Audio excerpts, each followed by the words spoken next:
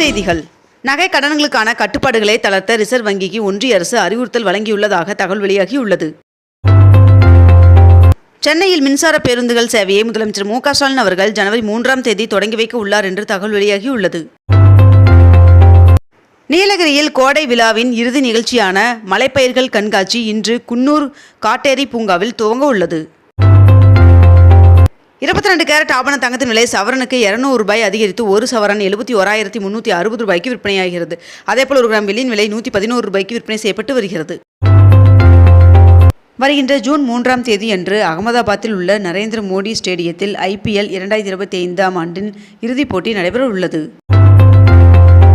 ஓய்வு பெற்ற IAS அதிகாரி அவர்களின் தலைமையில் 7வது மாநில நிதி ஆணையம் அமைத்து தமிழ்நாடு அரசு உத்தரவு பிறப்பித்துள்ளது. சுருளி அருவியில் தொடரும் வெள்ளப்பெருக்கால் 4வது நாளாக குளிக்க தடை விதிக்கப்பட்டுள்ளது. சேலம் ரயில்வே கோட்டத்தில் சேலம் கரூர் திண்டுக்கல் இடையிலான இருவழிப்பாதை திட்டத்திற்கு நடப்பாண்டு ₹100 கோடி நிதி ஒதுக்கீடு செய்யப்பட்டுள்ளது. தமிழகத்தில் 10 அரசு சேவைகளை எளிதாக்கும் எளிமை ஆளுமை திட்டத்தை மக்கள் பயன்பாட்டிற்காக முதலமைச்சர் மு க ஸ்டாலின் அவர்கள் தொடங்கி வைத்தார். தமிழ்நாட்டில் திருச்செங்கோடு, பழனி, குன்றத்தூர் உட்பட 11 நகராட்சிகளின் தரத்தை உயர்த்த தமிழக அரசு உத்தரவு பிறப்பித்துள்ளது. தமிழகத்தில் போக்குவரத்து ஊழியர்களுக்கு 2023ஆம் ஆண்டு செப்டம்பர் 1ஆம் தேதி முதல் அடிப்படை ஊதியத்தில் 6% ஊதிய உயர்வு வழங்க ஒப்புதல் வழங்கப்பட்டுள்ளது. ₹525 கோடி கலைஞர் பன்னாட்டு மாநாடு மையம் அமைப்பதற்கு முதலமைச்சர் மு க ஸ்டாலின் அவர்கள் அடிக்கல் நாட்டினார். தமிழகத்தில் பேருந்திற்கான கட்டண உயர்வு குறித்து மக்கள் கருத்து தெரிவிக்கலாம் என்று போக்குவரத்து துறை சார்பில் தெரிவிக்கப்பட்டுள்ளது.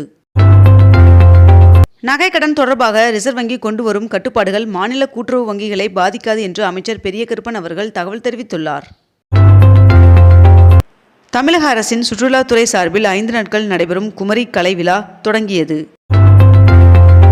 தேர்வில் அதிக மதிப்பெண் எடுத்த 10 மற்றும் 12ஆம் வகுப்பு மாணவர்களுக்கு தவேகா தலைவர் விஜய் அவர்கள் இன்று பரிசுகள் வழங்க உள்ளார் என்று தகவல் வெளியாகியுள்ளது.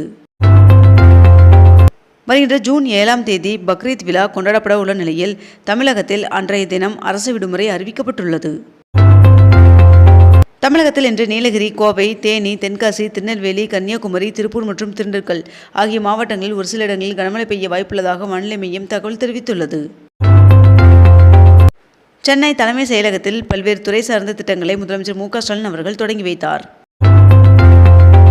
கொச்சியில் கப்பல் விபத்தால் தமிழக கடலோரங்களில் ஆபத்தான பொருட்கள் கரை ஒதுங்கவில்லை என்று தமிழ்நாடு அரசு தகவல் தெரிவித்துள்ளது.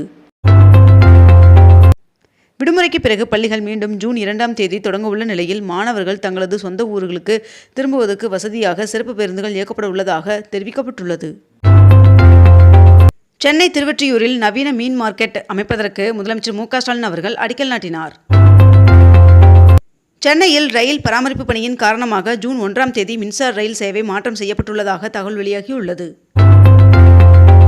நடிகர் ராஜேஷ் அவர்கள் காலமானார். மதுரையில் வருகின்ற 31ஆம் தேதி மாலை நடைபெறும் ரோட் ஷோவில் முதலமைச்சர் மு க ஸ்டாலின் அவர்கள் பங்கேற்க உள்ளார் என்று தகவல் வெளியாகியுள்ளது. மேட்டூர் அணைக்கு வரும் நீரின் அளவு வினாடிக்கு 4927 கனஅடியாக அதிகரித்துள்ளது.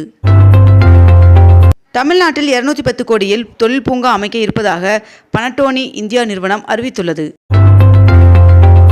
இன்று முதல் கலைஞர் மகளிர் உரிமை தொகை பெறுவதற்கான விண்ணப்பங்கள் வழங்கப்பட உள்ளதாக தெரிவிக்கப்பட்டுள்ளது. வங்கக்கடலில் நிலவி வந்த ஆழ்ந்த காற்றழுத்த தாழ்வு பகுதி காற்றழுத்த தாழ்வு மண்டலமாக வலுப்பெற்றது என்று சென்னை வானிலை ஆய்வு மையம் தகவல் தெரிவித்துள்ளது. சிறிய தயாரிப்பு நிறுவனங்கள் மீண்டும் செயல்படுவதால் நோட்டு புத்தகங்களின் விலை $8 முதல் $20 வரை குறைந்துள்ளதாக தகவல் வெளியாகியுள்ளது.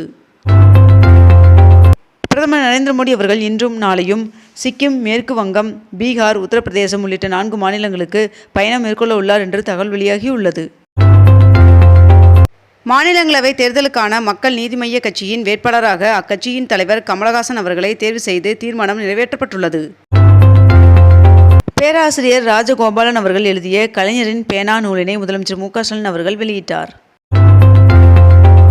பயணிகளின் கூட்ட நெரிசல் காரணமாக தாம்பரத்திலிருந்து நாகர்கோவில் செல்லும் திருவனந்தபுரம் வடக்கு பகுதிகளுக்கு செல்லும் எக்ஸ்பிரஸ் ரயில்களின் சேவையை தெற்கு ரயில்வே நீட்டித்துள்ளது. இந்தியாவில் உள்ளூரிலேயே தயாரிக்கப்படும் பொருட்களுக்கு முக்கியத்துவம் அளிக்க வேண்டும் என்று பிரதமர் நரேந்திர மோடி அவர்கள் வலியுறுத்தியுள்ளார்.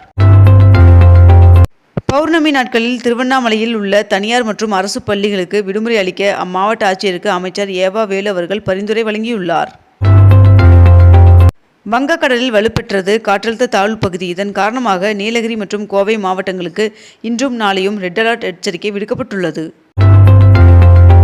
அக்னி நட்சத்திரம் நேற்றுடன் நிறைவடைந்ததையொட்டி திருவண்ணாமலை அண்ணாமலையார் சுவாமி கோவிலில் சுவாமிக்கு 1008 கலசாபிஷேகம் நடைபெற்றது.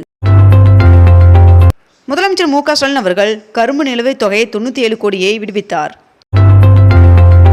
தமிழ்நாட்டில் வருகின்ற ஜூன் 7ஆம் தேதி பக்ரீத் பண்டிகை கொண்டாடப்படும் என்று அரசு தலைமை காஜி அறிவித்துள்ளார். தங்க நகை கடனுக்கான கட்டுப்பாடுகளை மறுபரிசீலனை செய்திட வேண்டும் என்று ஒன்றிய நிதியமைச்சர் நிர்மலா சீதாராமன் அவர்களுக்கு முதலமைச்சர் மு.க. ஸ்டாலின் அவர்கள் கடிதம் எழுதியுள்ளார். சென்னை மாநகராட்சி கூட்டத்தில் சென்னையில் சாலையோர கடைகளை முறைப்படுத்த 15 மண்டலங்களிலும் நகர விற்பனை குழு அமைக்க முடிவு செய்யப்பட்டுள்ளதாக தகவல் வெளியாகியுள்ளது.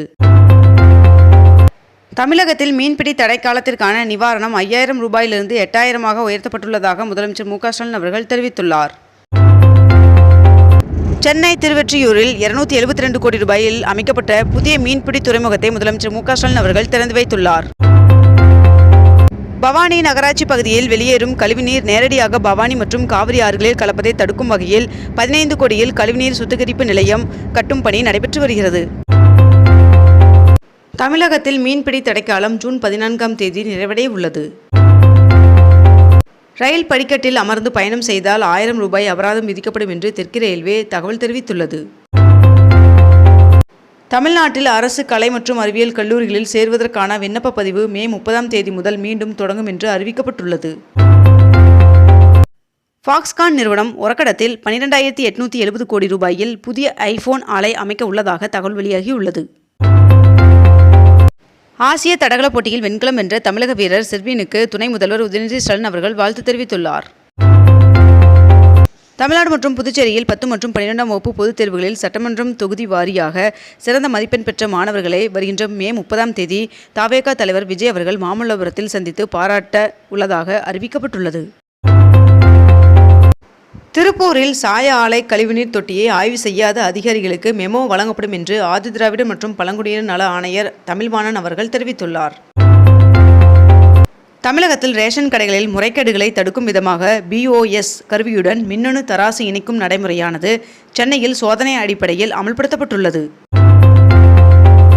நான் முதல்வன் திட்டத்தின் கீழ் பயிற்சி பெற்று 2024ஆம் ஆண்டு இந்திய வன பணியிடத்திற்கு தேர்ந்தெடுக்கப்பட்டவர்களை முதலமைச்சர் மு.க. ஸ்டாலின் அவர்கள் நேரில் அழைத்து பாராட்டினார்.